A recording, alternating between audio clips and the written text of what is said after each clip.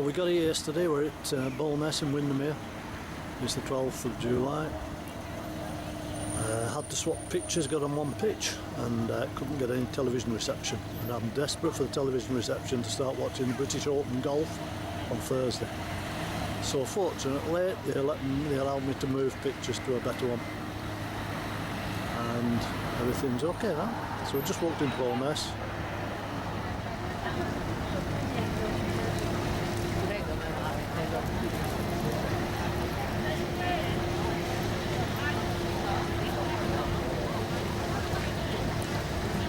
As you can see, it's very busy.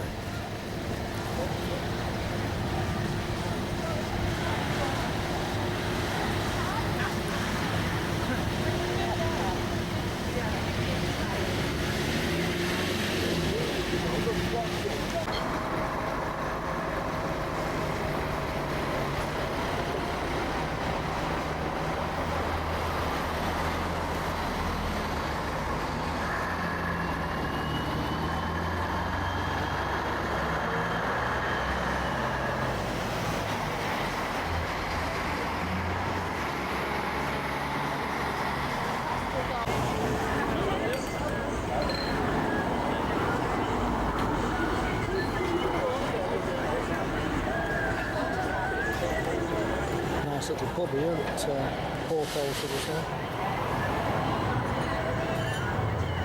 We're just going to find the Fosters, which is shockingly terrible. £3.45.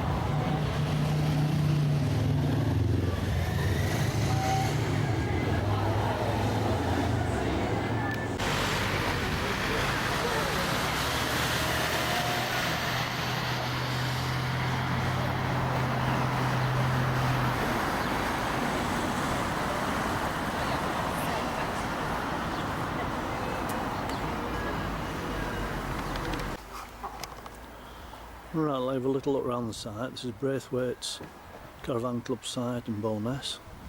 It's only about half a mile from the town. Holds 62 vans. Nice site, a little bit compact, but nice, good. Arrived yesterday. And the pitch, the last pitch that was available, the one we got, was at the far end. And unfortunately I couldn't get a television signal, the satellite signal. Anyway, they let me move pictures, and the one we have now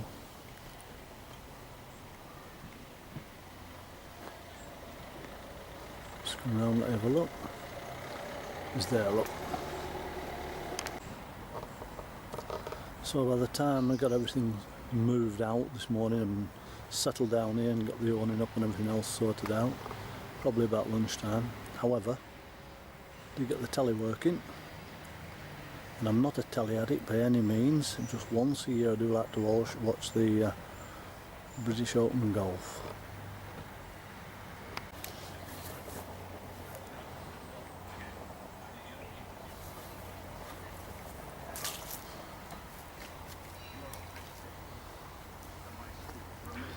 Okay, let you have a little look in.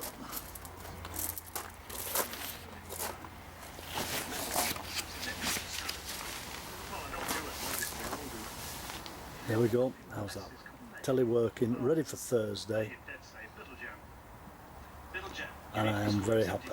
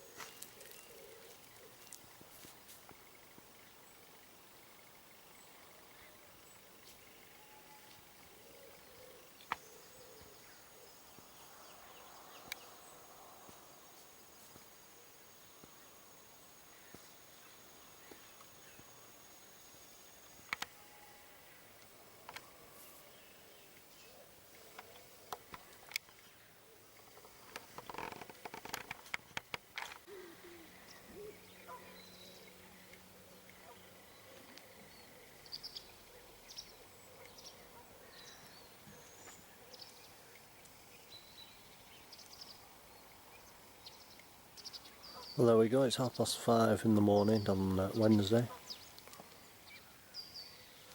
Just taking Jackie's little walk round first thing in the morning.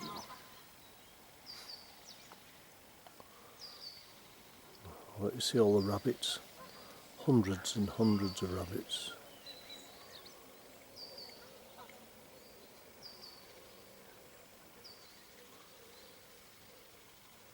And this is where they launch the boats. Right there. And that's where we used to launch our speedboat around about 1975-76. And then go water skiing. Well, time to go now and have a cup of tea. How about this for a fantastic view? I'm a little bit out of breath. We just walked 1.5 miles uphill over a rocky path. It's beautiful, it's absolutely gorgeous.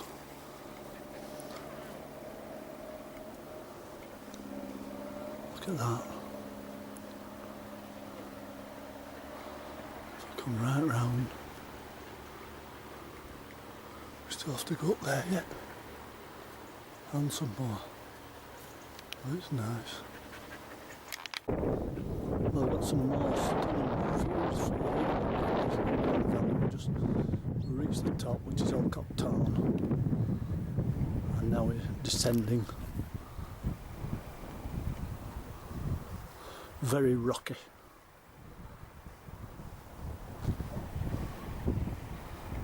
Fantastic. We have to go all over there. Look.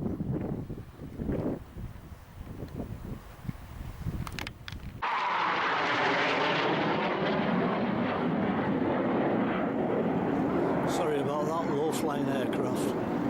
That's where we've been, right at the top of there. That's Alcott Town at the top. I was just having a drink. And Grassman. And then a bus back to Bowness. And a rest.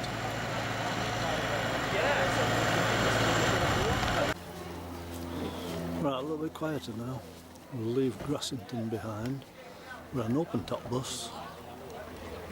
And we're going back to Bowness.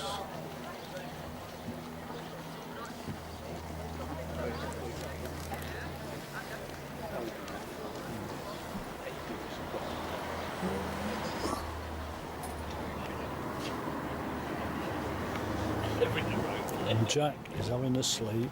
I'll let you have a look at him. He's there, look.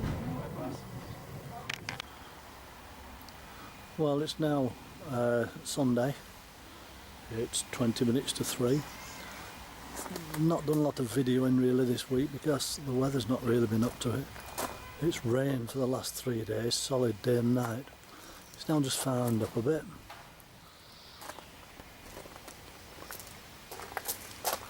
And there we go, as you can see, I'm watching the golf on the big screen there. I'm not a telly addict, in fact at home it's very rare I put the telly on. Many days I don't even turn it on, but just 4 days of the year when the British Open's on. That's my time. But as you can see, I've got the earphones there, so I'm not disturbing any other people on the campsite. I just enjoyed a dish of stuffed olives and then gin and tonics there. So there you go. And that just happens to be the leaderboard they put on there. Darren Clark in the lead. We're on the second page there. Darren Clark's in the lead, 5 under. Only played 2 holes, so a long while to go. Probably about 7 o'clock before it finishes. Excellent. Hopefully a long walk tomorrow. Do a bit more videoing tomorrow. Well, there we go, it's Monday, whatever date it is. Not quite sure. 11, 8, something like that. Anyway, got the bus to Dungeon Gill, and as you can see the weather's not very good at all, but we can't change the weather. So we've walked out of Dungeon Gill, that's the end of the road sort of thing for the buses. We walked up and up. weather was a bit nice, it would be absolutely spectacular.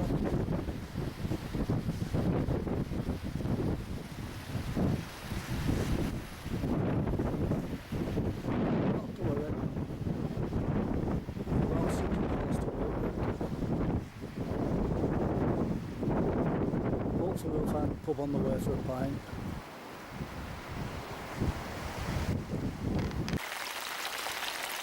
Well, it's now Tuesday. It's the day before we go home. Decided to come on a short walk today.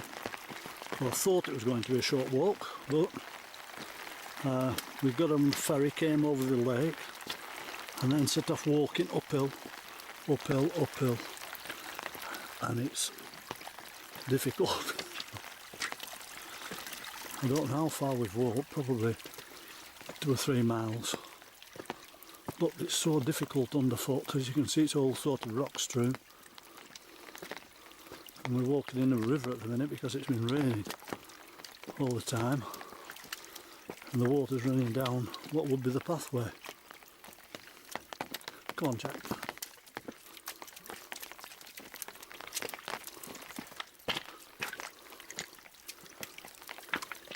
So there we are, better put the camera away now before I break my neck.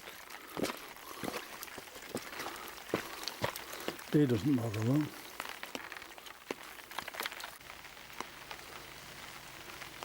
When I was climbing up the forest part, very steep, coming up the hill, through all the trees, a Japanese family coming down.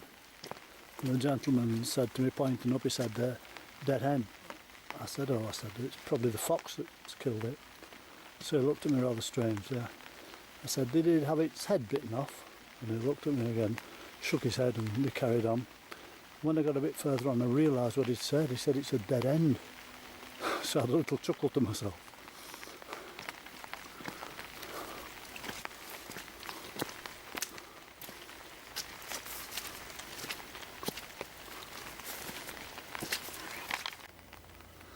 Well, now we've just got away from the trees a bit. We've got a nice open view of the lake there, look. That's really nice. Just show them about the weather. It's very nice. Jack's managed to find a great big stick. Where's that big stick you've got, Jack? Where's that piece of wood? A nice small clean piece of wood's no good for Jack. It has to be as big as he can find it. Dirty, filthy, smelly, and a horrible shape to be difficult to carry, look.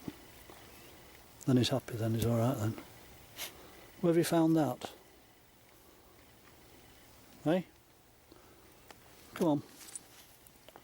Come on, let's go. Come on. Come on. Come on, take a big piece of wood. Come on. So he's okay now. Keep him happy for a bit. I'm just coming onto a clearing now that resembles a mud bath. Look at that. We've just had a mishap as well. Seemingly just after I set off, I did slip and slide a bit and banged into a tree, but I didn't think there was any problem. And I've just realised that it actually broke my flask in my backpack, and the coffee's all run out into the backpack, down my back, down my trousers. Because I thought, I'm sure it's stopped raining now. Look. So we'll have to sort that out. What a mess. Anyway, there we are. We'll carry on through the mud. I've got to show you this because Jack's now changing sticks, or logs in this case. Look at the state of that. How are you going to manage that? You can't carry that down here. That's bigger still. Oh no. You can't get that down this path, Jack. What are you going to do? Eh? What are you going to do? Shall we not bother with the stick? Eh? Shall we not bother with it? Okay, let's go down without it.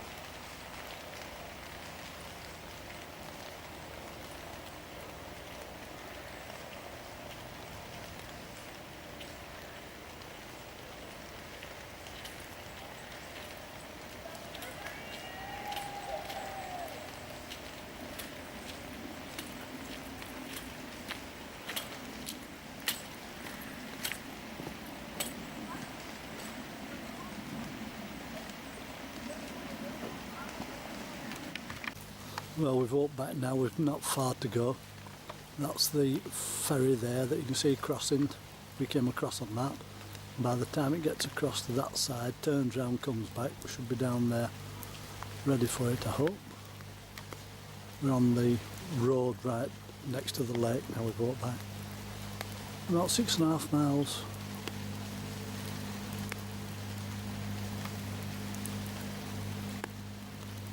There we are. Now then, you see this little marina here. It's just lower down than the ferry, where the ferry crossing is. Now I'm going to tell you a little story. About 1974 or 1975, I bought it at Waterhead Marine here at the top side of Windermere. It was an Owen. Its name was Chesapeake. It was wood. It was about 24-25 feet long. 2 berth. It had a cabin with 2 berths. It had a galley, sea toilet, and all open at the back. It had a Chevrolet V8 engine that did about 2 miles to a gallon, and I had a mooring which was somewhere roughly round about there in the middle where you can see those buoys.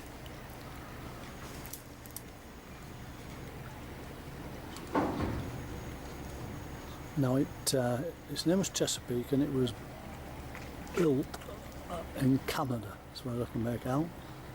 And somebody brought it over and had it on the lake here.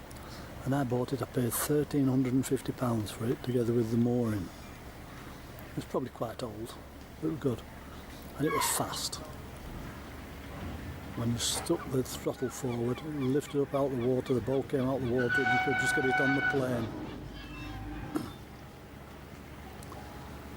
However, one day we came up, we used to have a little dinghy, excuse me, which we'd launch here and paddle across to it with a battery and unhook the mooring, and away we'd go around the lake.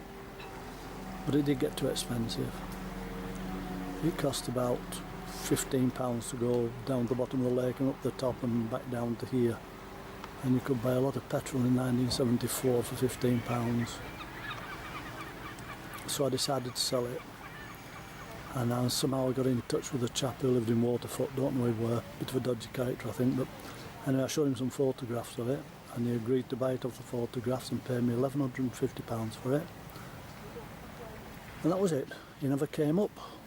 The boat sank because it never, I mean, from time to time, particularly it being wood, you had to come charge the battery up, put the battery on, get the bilge pumps going and empty all the water out. He never did.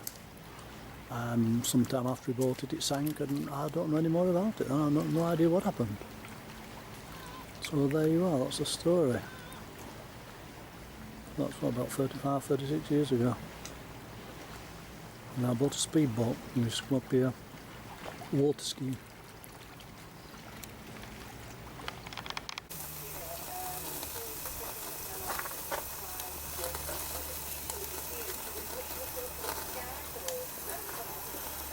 Well, the holiday's almost over. It's now 7:15. Tuesday night, setting off tomorrow.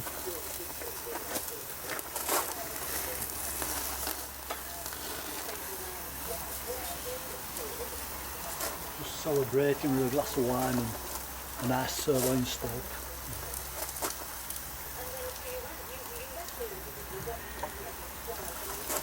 Jack's asleep.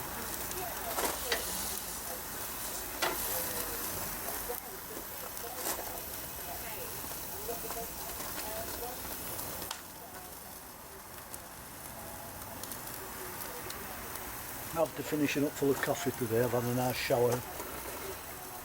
We got changed and it rained so hard when we got back. We're just back in time.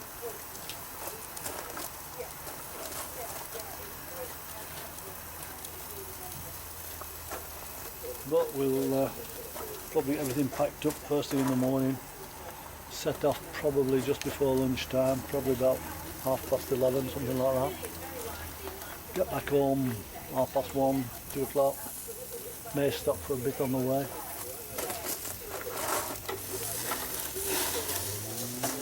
Then we look forward to the next time. Come on, Jack. Come on. He's wakened up us, Jack. Oh yeah, he's wakened up now. He's got to sleep.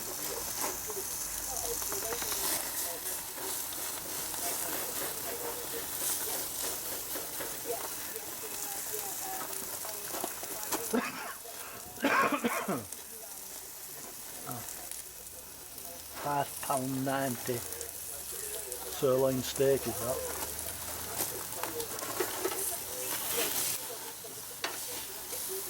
Got to be good, hasn't it, Jack?